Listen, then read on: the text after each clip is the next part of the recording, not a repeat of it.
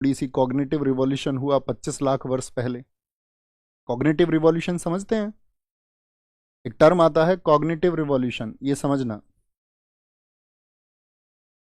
Cognitive revolution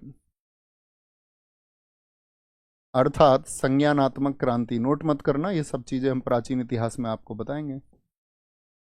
संज्ञानात्मक क्रांति, what is cognitive revolution? अगर मैं आपसे दो विकल्प देकर के ये पूछूं कि मुझे बताइए दुनिया में सबसे बुद्धिमान कौन है, मानव या चिंपैंजी, तो आप क्या कहेंगे कि मनुष्य सबसे अधिक विद्वान है या चिंपैंजी? तो आपका एक साधारण सा उत्तर आएगा कि कुछ साथियों का तो चिंपैंजी भी आ सकता है कि भैया चिंपैंजी जो है वो सबसे बुद्धिमान है, ठीक है, क्योंकि कुछ मनुष्य खुद को चिंपैंजी से भी बेकार समझते हैं। दरअसल में इस ज्ञात जितनी भी जातियां हैं उनमें सबसे बुद्धिमान मानव है। अब दरअसल में एक समय हमारा ऐसा था कि मनुष्य का भी जीवन जानवरों के जैसा ही था, जैसे जानवर शिकार करते थे ऐसे ही मनुष्य भी शिकार करते थे। लेकिन एक घटना घटी, कॉग्निटिव रिवॉल्यूशन, वो मनुष्यों के साथ ही घटी। यानी हमारी सोचने और समझने की जो शक्ति है उसमें अकस्मात बदलाव आ गए। आज तक भी वैज्ञानिकों को नहीं पता है कि मानव में ही क्यों आए, बंदर में क्यों नहीं आए, या भैंस बकरी भेड़ जो अन्य पशु है उनमें क्यों नहीं आए। आप समझ रहे, अगर कॉग्निटिव रिवॉल्यूशन बकरियों में हो जाता तो लीड कौन कर रही होती आज इस दुनिया को, और हम किसके खूटे पर हम बंधे होते? तो बकरियों के खूटे पर हम बंधे होते।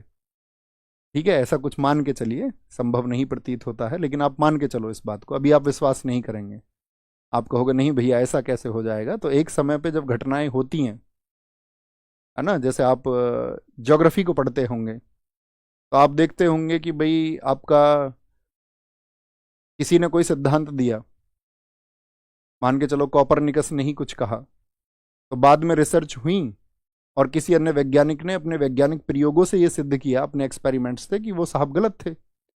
तो एक लंबे समय तक जिस चीज को हम नहीं मानते हैं, ऐसा होता है जब उसके लिए प्रयोग होते हैं, तथ्य सामने आते हैं, तो हमको उसको स्वीकार करना पड़ता है। सही बात है कि नहीं है? अब कॉग्निटिव रिवॉल्यूशन ये मानव में ही क्यों हुआ? मानव बोले तो होमोसैपियंस में ही क्यों हुआ? समझना, आप सब होमोसैपियंस है, मैं भी हूं, इसीलिए समझा रहा हूं। बहुत सारे आदि मानव हुए, सबको होमोसैपियंस ने पीछे छोड़ दिया। अंतिम लड़ाई इनकी निएंडरथल्स के साथ में हुई और निएंडरथल्स का इन्होंने खात्मा कर दिया। अब ऐसा क्यों हुआ? तो इसके लिए एक सीधी सी बात आती है। कॉग्निटिव रिवॉल्यूशन के लिए कहा जाता है कि जो मनुष्य के मस्तिष्क का आयतन है, हमारे मस्तिष्क का आयतन कितना है बताएं जरा, यानी कि मेल बॉडी, तो आप कहेंगे भैया वो लगभग है आपका 1250 के आसपास, यानी 1248, और आयतन को हम नापते हैं centimetre cube, volume of brain. अब आयतन से आप क्या समझते हैं? आयतन को ऐसे समझिए जैसे एक खाली बाल्टी है, तो उस खाली बाल्टी में कितना रेत आ सकता है ये उस बाल्टी का क्या हो जाएगा? आयतन हो जाएगा। या एक कमरे का आयतन कितना है, तो उस एक कमरे में कितना रेत आ सकता है ये क्या हो गया? उस कमरे का आयतन हो गया। एक गिलास में कितना रेत आ सकता है वो क्या हो गया? उस गिलास का आयतन हो गया। तो अगर आपकी खोपड़ी को बाहर निकाला जाए, आपकी खोपड़ी में कितना रेत आ सकता है ये क्या है? ये उस आपकी खोपड़ी का आयतन है। तो जो मस्तिष्क का आयतन है वो पुरुषों का है, ये मेल बॉडी का है, फीमेल्स का होता है, ये मेल का है। फीमेल बॉडी का जो आपका मस्तिष्क का आयतन होता है वो होता है लगभग आपका 1170 के आसपास। तो अब ये मत बोल लेना भैया इनका दिमाग कमजोर है, मतलब मस्तिष्क का आयतन कम है, सिर्फ इतना भर अंतर है, उससे कोई बड़ी अंतर नहीं आती है कि भाई पुरुष ही अच्छा डिसीजन ले सकते हैं महिलाएं नहीं ले सकती हैं, ऐसा कहीं वैज्ञानिक रूप से नहीं कहा गया है। अब इसमें सबसे बड़ी बात क्या है, आप एक बात बताइए, हाथी के दिमाग का आयतन मनुष्य के दिमाग के आयतन से ज्यादा होगा या नहीं होगा? या हम कोई आपका सार्क के बारे में सोचें या ब्लू व्हेल के बारे में हम परिकल्पना करें, सोचना, इमेज बनानी है माइंड में, तभी क्लास सक्सेसफुल रहेंगी हमारी। तो आप कहेंगे हाँ जी हाथी का दिमाग बड़ा है, तो इसका मतलब कॉग्निटिव रिवॉल्यूशन फिर हाथी में क्यों नहीं हुआ? तो इसके लिए उन्होंने एक बहुत अच्छी थ्योरी दी। जब मैं किताब पढ़ रहा था, आपका युवाल नोआ हरारी, आज के बड़े अच्छे लेखक हैं, फिलोसफर भी है, हिस्टोरियन भी, उन्होंने एक बुक लिखी थी होमो सैपियंस। तो मैं उन तथ्यों पर बात कर रहा हूँ, पूरी दुनिया ने उनके तथ्यों को एक्सेप्ट किया है। तो मस्तिष्क का आयतन, उन्होंने कहा कि मस्तिष्क का आयतन शरीर के वजन के अनुपात से, आपके शरीर का वजन कितना है, शरीर का जो वजन है, तो उससे जो अनुपात है वो जिसका सबसे बेहतर है वो मानव है।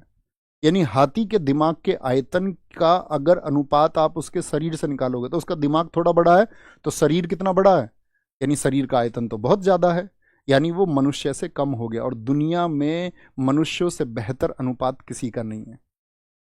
इसको कारण माना गया कि कॉग्निटिव रिवॉल्यूशन होने का एक कारण शायद ये हो सकता है। वो भी परफेक्ट रीजन नहीं है कि सिर्फ मनुष्यों में ही हुआ। बात क्लियर है मेरी? कॉग्निटिव रिवॉल्यूशन थोड़ा थोड़ा समझ में आया? थम्स सब करके बताइए पूरा समझ में आ गया। हाँ जी। तो संज्ञानात्मक क्रांति मनुष्यों में हुई, इसीलिए हम सबसे बेहतर हैं। और हमको माना जाता है कि सबसे बेहतर निर्णय अगर कोई जीव ले सकता है तो वो मानव ले सकता है। लेकिन मानव को तो अब जानती हैं, उनका तो पतन होता जा रहा है। मनुष्य चोरी भी कर रहा है, बलात्कार जैसी घटनाओं में भी संलिप्त है, तो ये तो बेहतर निर्णय नहीं है, ये तो बड़े खराब निर्णय हैं। तो किसी के मस्तिष्क का जो इंक्लाइनेशन है, झुकाव है, वो नकारात्मकता की तरफ भी शीर्ष पर जा सकता है और सकारात्मकता की तरफ भी शीर्ष पर जा सकता है। यानी कि पॉजिटिवली भी वो साथी आपका टू द जेनिथ हो सकता है और नेगेटिवली भी हो सकता है। तो वो तो व्यक्ति पर निर्भर करेगा। तो संज्ञानात्मक क्रांति मनुष्यों में हुई। तो आप आज के बाद खुद पे गर्व करना। पहली बात तो ये जितने भी लोग चिंपैंजी लिख रहे थे, एक तो इस बात पे गर्व करना कि हम सबसे बेहतर हैं। ठीक है, चिंपैंजी मत